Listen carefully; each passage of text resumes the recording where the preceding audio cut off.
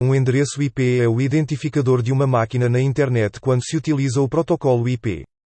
O endereço IP é composto por 4 bytes. Por exemplo, 217.174.192.229. No entanto, é difícil recordar-se de todos os números. É por esse motivo que existem os nomes de domínio. Existem 3 fatores importantes a saber. 1. O endereço IP de um host tem de ser único em toda a rede onde ele atua. 2. Parte do endereço identifica a rede ou segmento de rede a que ele pertence, representando o restante a identificação do host dentro dessa rede. 3. Um byte apenas admite valores entre 0 e 255. Embora em determinadas circunstâncias nem todos estes valores possam ser usados nos endereços IP. Na versão atual do protocolo IP, a versão 4, os endereços IP são constituídos por 32 bits, organizados para que os bits mais significativos identifiquem a rede à qual pertence o host e os menos significativos identifiquem o host dentro da rede. Este tipo de notação, formada por 4 números separados por pontos, é conhecida como Dotted Quad Notation. Apesar de, em teoria, os 32 bits permitirem mais de 4 bilhões de endereços, na prática, o total utilizável é bastante inferior. Este fator, em conjunto com o crescimento exponencial da internet ao longo dos últimos 10 anos, faz com que seja previsível que, num horizonte temporal relativamente curto, todo o espaço de endereçamento IPv4 se esgote. Uma das medidas tomadas em meados da década de 90 para ultrapassar este problema passou pelo desenvolvimento de um novo protocolo de rede, protocolo IPv6.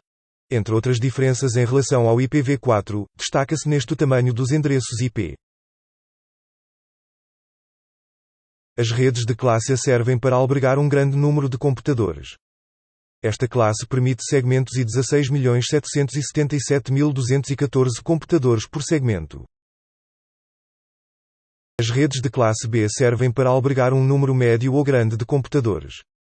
Esta classe permite ter 16.384 segmentos e 65.534 computadores por segmento. As redes de classe C servem para pequenas redes locais. Esta classe permite ter aproximadamente 2.097.152 segmentos e 254 computadores por segmento. As classes D e I não estão configuradas para suportar computadores. Neste momento, a classe D está a ser utilizada para multitasking e a classe I está reservada para futura utilização. As classes de redes estão configuradas de forma a que seja fácil a identificação do segmento de rede e do computador associado a esse segmento.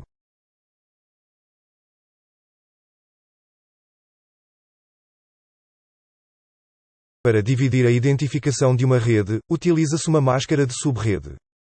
A máscara de subrede diferencia a identificação da rede da identificação do computador, mas não é restringida pelas mesmas regras das classes de rede. A máscara de subrede é composta por 4 octetos semelhantes ao número de IP e podem variar entre 0 e 255.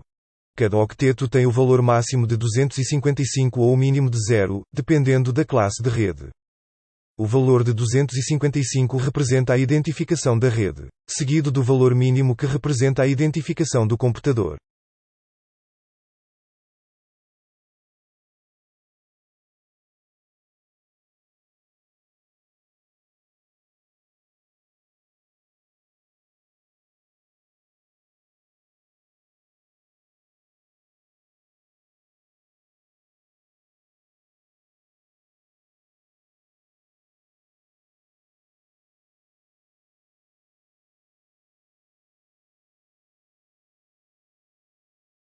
A identificação da rede identifica o TCP/IP dos clientes que estão na mesma subrede física. Todos os computadores na mesma subrede têm de possuir a mesma identificação da rede para poderem comunicar entre eles. A identificação do PC verifica se o seu valor é o único na rede, incluindo routers, computadores, impressoras de rede ou outros dispositivos que comuniquem da mesma forma. Ou seja, possuem um número de IP. A atribuição de endereços IP oficiais. Isto é, endereços IP únicos em todo o espaço de endereçamento da Internet. É feita sob coordenação geral da IANA.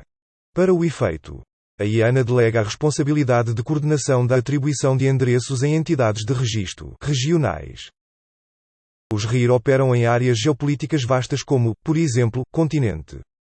Presentemente são reconhecidos 3 RIR, a APNIC para a América e o RAPNCC para a Europa.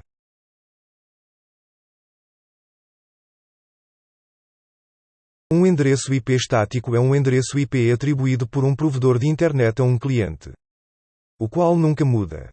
Tal exige que o provedor mantenha pelo menos um endereço IP por cliente.